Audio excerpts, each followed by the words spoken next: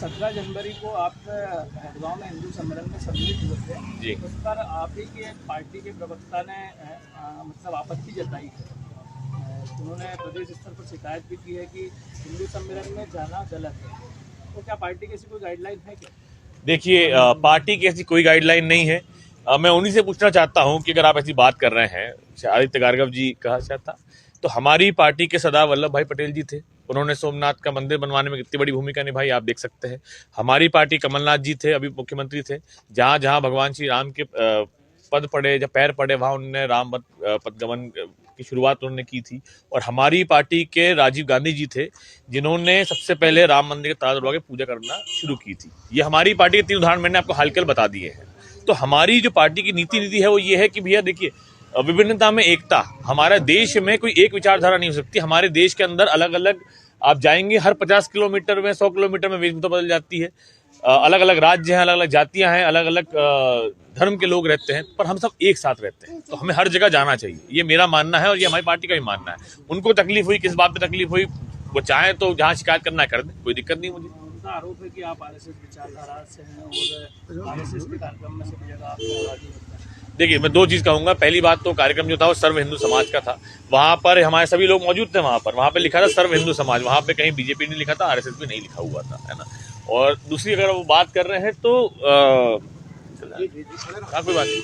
अगर हम दूसरी बात करें तो देखिए, मैं जब चुनाव जीता था तब मैंने अपनी पार्टी फोरम पे भी, विधानसभा के बाहर भी कहा था कि भैया मैं आरएसएस की ही पद्धति से चुनाव लड़के आया था। मैंने वहां से सीखा है, मैंने प्रथम प्राथमिक वर्ग भी किया हुआ है ना। इसमें कोई छुपा हुआ नहीं है, ऐसा नहीं है कि मैंने छुपा के रखा हो।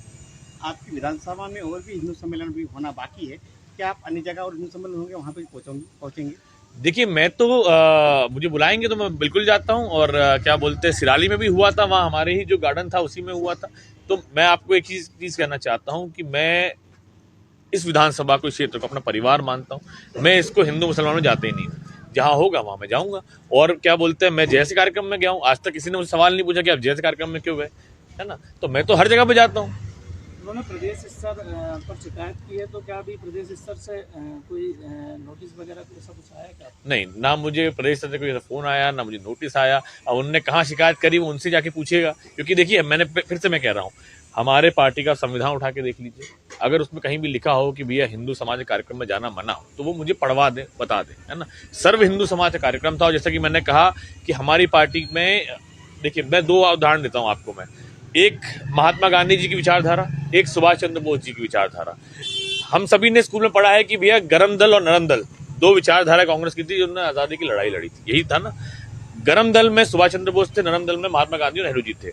नरम दल की विचारधारा कहती है कि कोई एक गाल अगर आपको झापड़ मारे तो दूसरा गाल आप आगे कर दो। और दूसरी विचारधारा जो गरम दल की थी वो ये थी कि भैया कोई अगर हमको मारेगा तो उसको हम जवाब देंगे। ये दोनों ही विचारधाराएं जो हैं ये अलग कॉन्ट्रडिक्शंस हैं।